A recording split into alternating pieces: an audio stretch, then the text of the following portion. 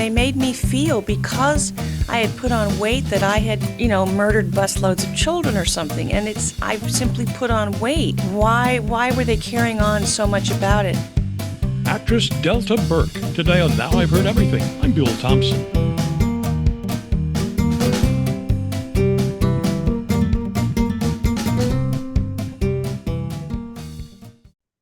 Imagine a young woman with a dream.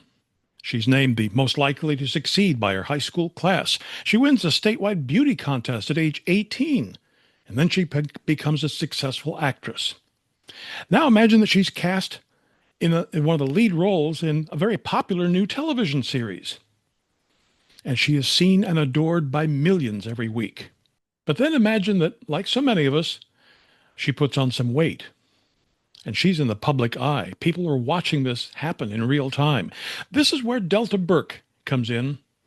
When she joined the cast of Designing Women as Suzanne Sugarbaker, she became a sensation. People loved her.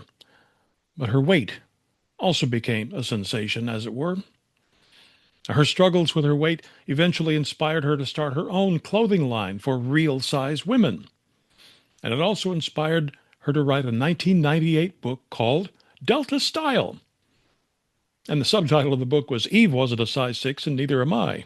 I had the chance to meet her in the spring of '98 when she was on a book tour. In just a moment, our conversation. Here's one that'll bring back some memories. One of the more than 10,000 interviews in the 30-year archive of national radio personality, Bill Thompson. Enjoy.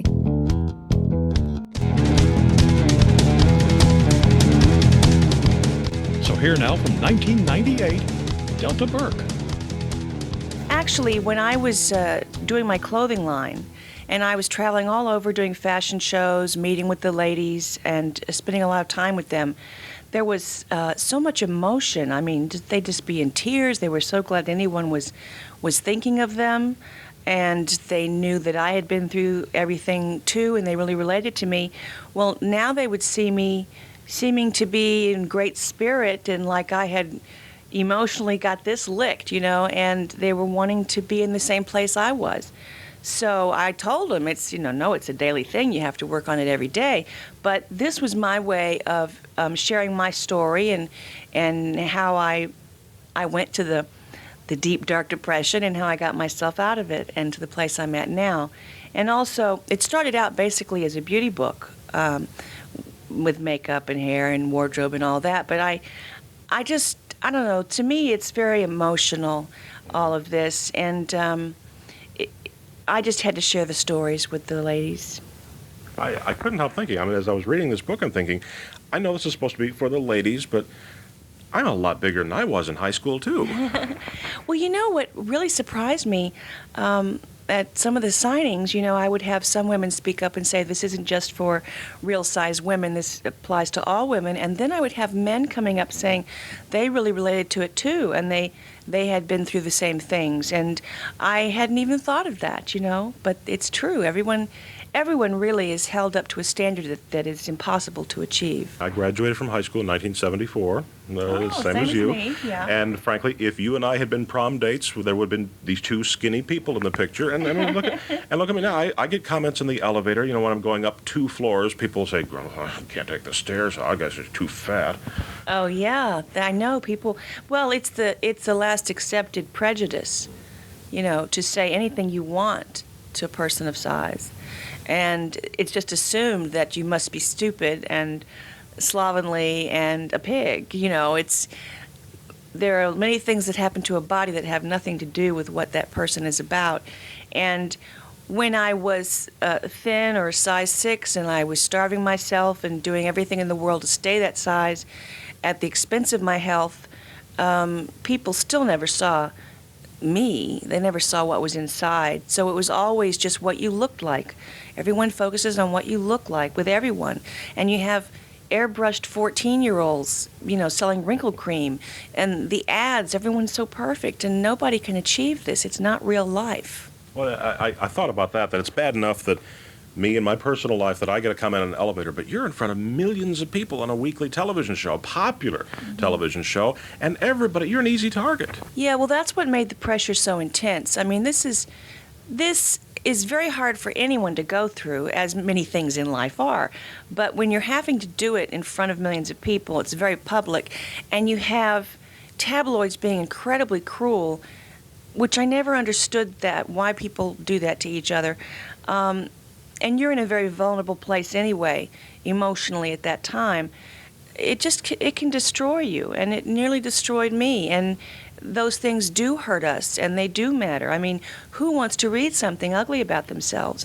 And we're not immune to that because we have become famous. And who wants to read lies about themselves? You work so hard to build up your name and be a professional, and someone can just wipe it right out. And I think the private sector is finding that it's happening to them more and more. It's not just celebrities anymore. So it is hard to live that so publicly. And I had to find a way to overcome it, because otherwise I would just be crushed and destroyed, and it would all be so public. Was it the fact that you were getting larger, or was it the fact that you had once been in public life skinnier than you were later on, and people say, wow, look at all the weight she's putting on, as opposed to if you break into show business, if people always knew you as somebody who was the size you are now? Well, they would, if you were fat to start with, they would give you grief, because they give everybody grief. But to be a beautiful woman and put that on, I mean, look what they did to Elizabeth Taylor. It really was like she didn't deserve to live in the country anymore.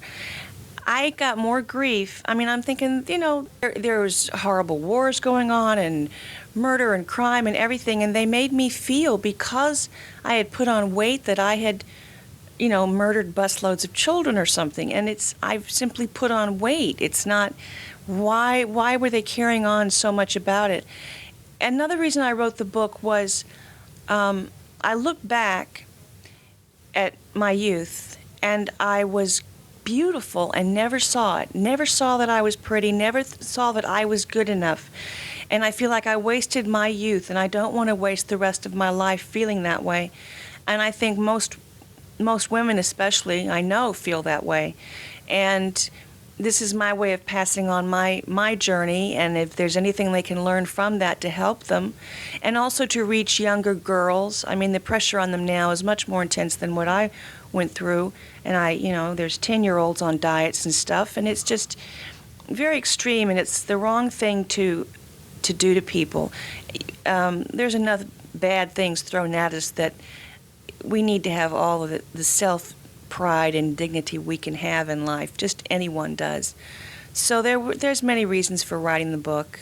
When I came to the chapter when you talked about, and we remember that when I think it was the 4th season of Designing Women, when you and Linda decided, let's talk about it, let's address it, let's let you have the punchlines. Yeah. Well, by that time, I'd gone to really being very, very depressed. I'd wound up with a therapist. I was working real hard on this, and because I had to learn to say no, not go past my limits of trying to please everybody, because you never can. And I was learning how you can't change how people treat you or what they do to you, but you can change how you react to them. And I had made a lot of progress, and I was ready now to deal with the weight. And Suzanne and I are the same. We've just grown together emotionally. And so I went to Linda and I said, I would like to deal with the weight, do a show about the weight. And she said she hadn't done that yet because she didn't know if I wanted to stay this size or lose it. And I said I wanted to lose it, but I felt this was probably what was going to happen. I was going to stay this size. And please let Suzanne have the jokes. Give her the power. Don't make her the butt of the jokes. And overnight, she wrote that fabulous script, They Shoot Fat Women, Don't They? And that was a big turning point for me. It's almost like, and you talk about this in the book, it's almost like it's safe now to talk about it because you're talking about it. Yeah. Yes, exactly. It was sort of like everyone was pretending, well, I say in the book, it's sort of like you had a hump on your back and everyone's going, what hump? No, it's not there. And it's there. So, but I had to be ready to deal with it. After this short break, more from Delta Burke on Delta Style. AI is not just for 22-year-old coders. A lot of us older adults are drawing on our life experience to find unique and creative ways to use AI, at home or at work. Got an AI success story you'd like to share? Tap the link below to visit our YouTube channel, AI After 40, and let's keep learning together. Now back to my 1998 conversation with Delta Burke. Here's another thing that struck me. From the moment I walked in that door, you are not, as I stand here and look at you, you're not a large person. Now, why, you know... I am by Hollywood or society standards. Yeah, that's the thing. I'm not, like now I'm a 14, 16. I was like a size 8, 10 when I started designing women. The thinnest I ever was a size 6, but it meant that every time I stood up, I passed out. And the largest I got was a size 22. And watching yourself go through all those changes, you just feel out of control of yourself, and it's in front of so many people. But still now, yes, I have lost a lot of weight, and it's taken me years to do it. I changed how I approached dieting, and it finally worked. But it's still not acceptable to them, and really, I call myself and others like me real size women because it is the reality of what's out there. The majority of women are 12 to 16 is the norm. So this is what's real, and everyone is kicking themselves because they can't really achieve the other. As you were saying a moment ago, these are women who are crying out for somebody to pay attention to them and what their needs are in terms of style. Yeah, one of the things I heard a lot, which made me feel incredibly good, was they thanked me for giving them back their dignity. And that is how I felt and still feel. You know, I just felt like I lost all my dignity and was not treated well by people. And then you had to go and try to find clothes, and there wasn't anything, and they made you feel like a freak. And so I just started designing my own clothes and had access to very talented people to have them made up. But that's when I began thinking I wanted to do a line for the women because I want clothes to wear, and I'm going through all this, and I know they are too. I got lots of letters asking about my clothes that they would see me in, so it was natural to go into designing a clothing line, and it's been very exciting, you know, to see the women come, and I don't know, it's just a very big bonding thing. There's so much emotion going on, and we share stories and experiences, and they'll try things on that maybe they've been too shy to try before, and all of a sudden it works for them, and they're very excited, and you watch people stand up straight again and tall and proud, and a light come into their eyes, and that's what I want to bring and help achieve, you know, because that was part of my journey, and it feels much better to stand tall and be proud. But there's also great value, isn't there, in having a man in your life that doesn't really care what size you are? Oh, definitely. I'm incredibly fortunate to have that because, I mean, at first, you know, I'm thinking, oh, yeah, right, you love me no matter what I look like. Because no one had ever just loved me for me without caring about what I looked like. And as I put weight on, you know, it's like, you still love me? And he did. So he never changed how he acted towards me. He always loved me no matter what I looked like. I was the one always beating myself up. And I realized, you know, when other women would talk to me and say, my gosh, you know, if I change my hairstyle, my husband gets mad or something. I'm just really, really fortunate to have someone who loves me that much.